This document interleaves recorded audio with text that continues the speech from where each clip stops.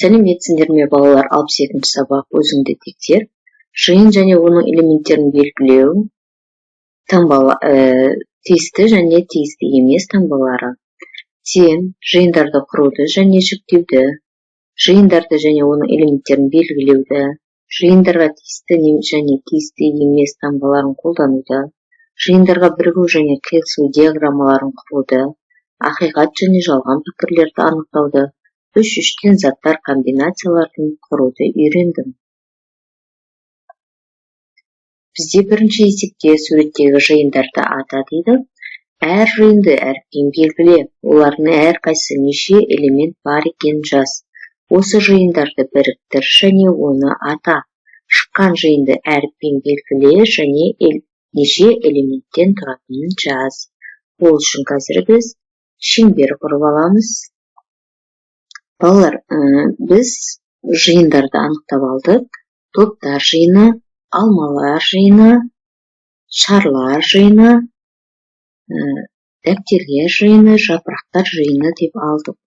Әрі қарай бізде сұрақ, әр жиынды әріппен белгіле, олардың әрқайсында неше элемент бар екенін жаз дейді.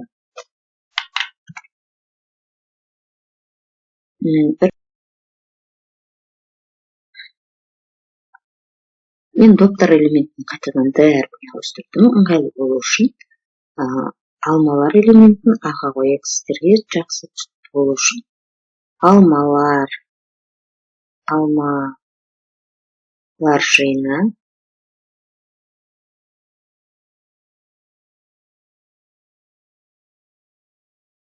жиыны, бізде үш алма тұр, яғни үш элемент бар. Келесі бізде шарлар жиыны, оны S деп аламыз. Шарлар жиыны,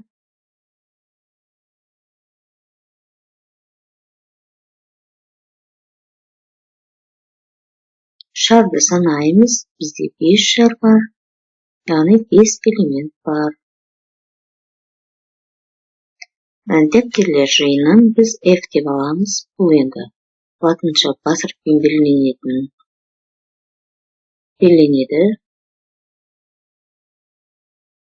Жиындар, ал элементтер кіші әріппен белгіленеді негізінде. Жиыны, дәптер бізде 3, яғни 3 элемент бар.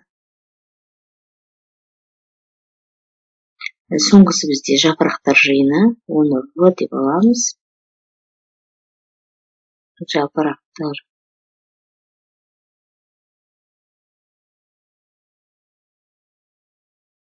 жиыны санаймыз. S элемент бар жапырақтар жиынында. Енді бұның бәрін қорыта айтатын болсақ, балалар, бұны барлығын біріктіріп оған ат қоятын болсақ, барлығын біз заттар жиыны деп атаймыз. Заттар жиыны дейміз. Және ода қанша элемент бар барлығында деп сұрап тұр.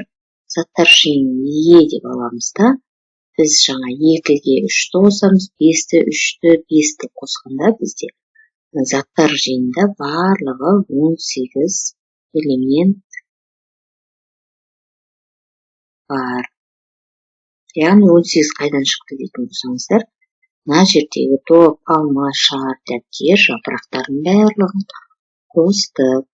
Екінші есепте осы екі жиынның бірігу және қиылысу операцияларының диаграммаларын құр дейді. Диаграмма бойынша өзің сұрақтар қой деп отыр. Ал ендеше біз әуелі шеңбер сызып аламыз. Міне балалар, шеңбер сызып қойдым. Енді маған мына жерде планшетпен дұрыс болып жатқан жоқ. Дәптерге бірақ өздерің әдемілеп сызып алыңдар. Енді айбетпендер қисық болып сызып жатыр. Бізде енді екі жиынның бірігу және қиылысу операцияларының диаграммаларын құр деген болатын. Біз қазір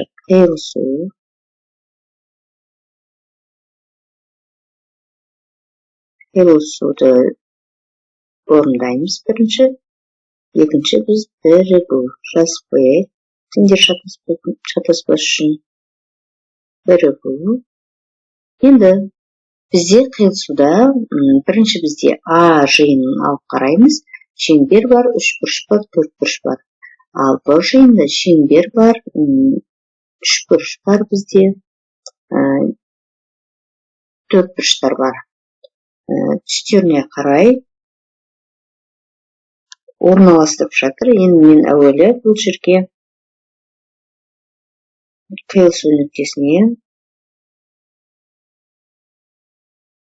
қызыл шеңберді орналастырамыз. Енді менде түсі бірдей болып кетеді.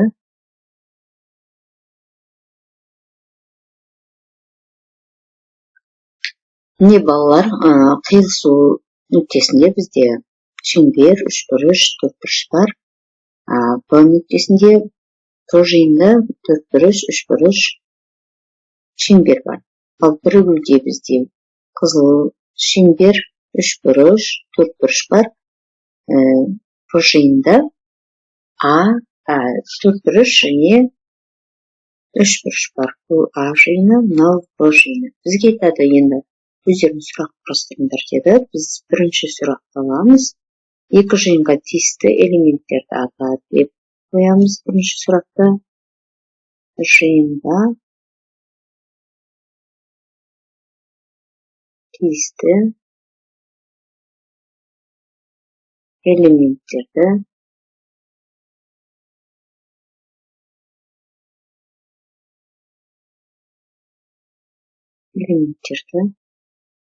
ата дедім. Ал А жиында екінші сұрақ бізде А жиында жоғарғы жазып жібере салайын. Бірақ бізде сыймай қалды. А жиынында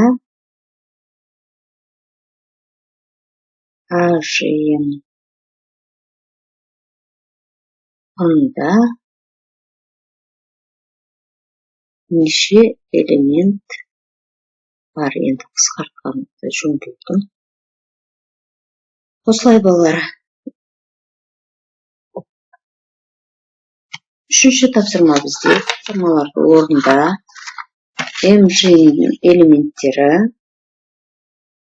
Р жиынының элементтері берілген. М жиында А, Б, С, Д, Е, Ф деген элементтер бар. Р жиында Л, Р, М, Н, О, П, Р деген элементтер бар. Дәптерге осы диаграмманы сал және оған жиындардың элементтерін жаз дейді. Біз салып қойдық. Р жиыны деп жазып қойайық. Енді осы дәптерге саламыз. Әрбір жиынға тиісті 3 элементтен жаз дейді. Мысалы, АМ-ға тиісті, Р-П-ға тиісті деген деп жазуымыз керек. Енді біз элементтерін жазатын болсақ, бұның ішінде мына жерге А элементі бізде мына пішінде келеді. Келесі бізде Д элементін жазамыз.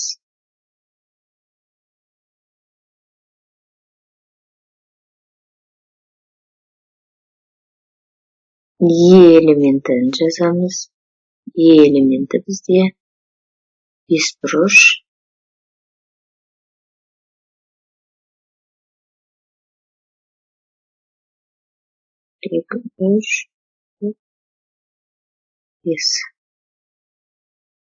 F элементі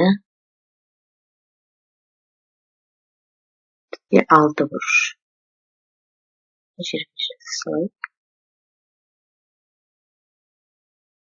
Енді өздеріңіз әдемілеп жазып аласыздар. Енді бізде бұл жерде қалып тұрған Б элементі.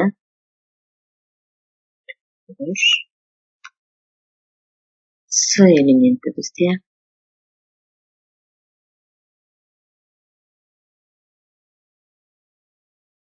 шаршы тәрізді. Әрі қарай қазір енді мына жақтан да ұқсас элементтерді аламыз. Л элементі бізде шеңбер тәрізді. Р элементі бізде дөңгелек. М элементі ромбик тәріздес. О элементі үшбұрыш бізде. Р элементі бізде төртбұрыш, бірақ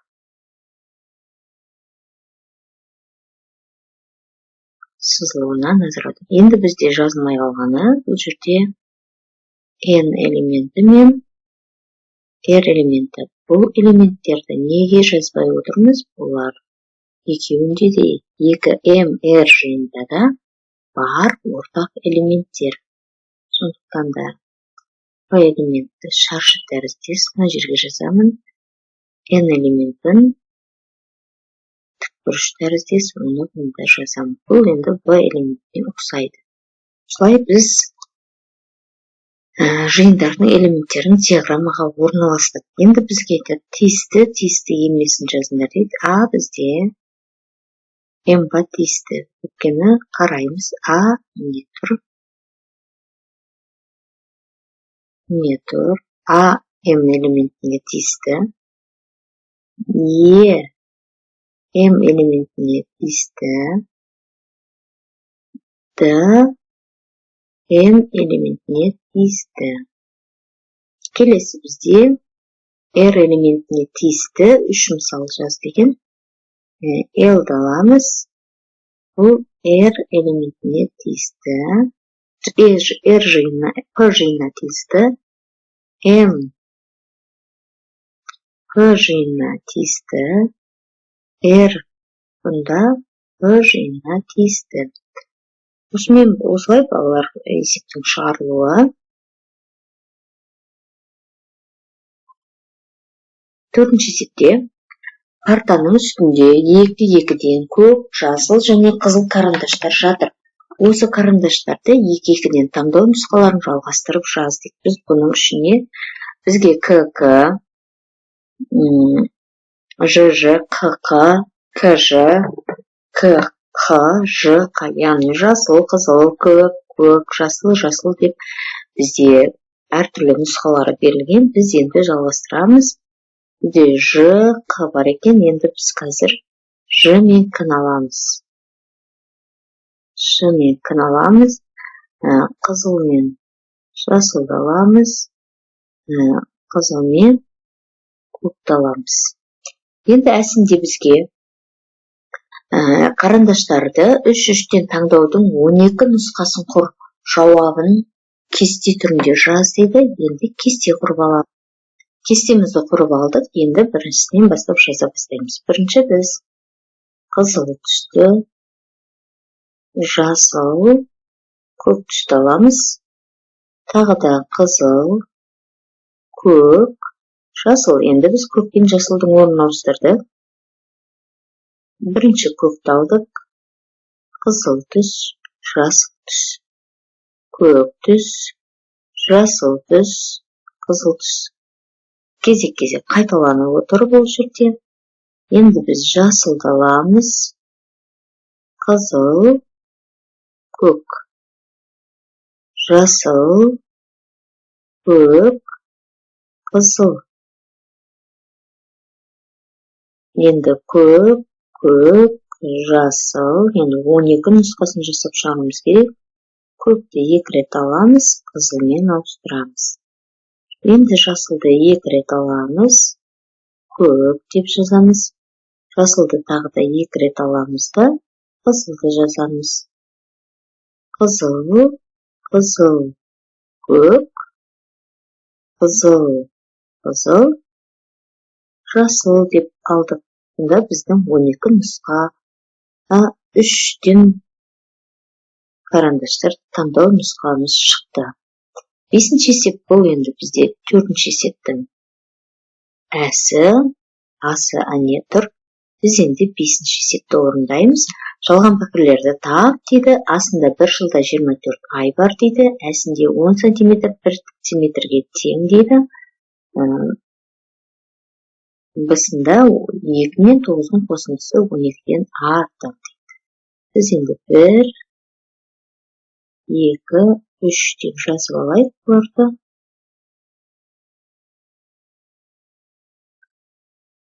Енді бізде бірінші бір жылда 24 ай бар дейді. Бұл бізге жалған пікірлер деп тұр. Жалған пікірді табуымыз керек. Жалған пікірлер. Bir жылда бізде 12 ай бар. Яғни біріншісі бізде жалған пікір.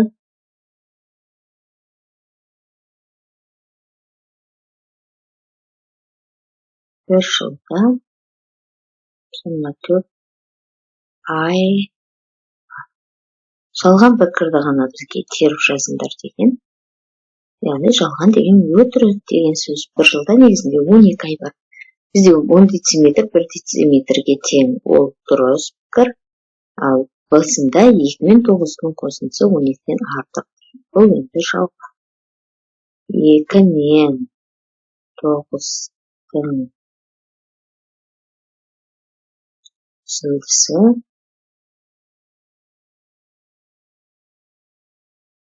12-ден артық. Яғни бұл есепте 2 жалған пікір шығып тұр.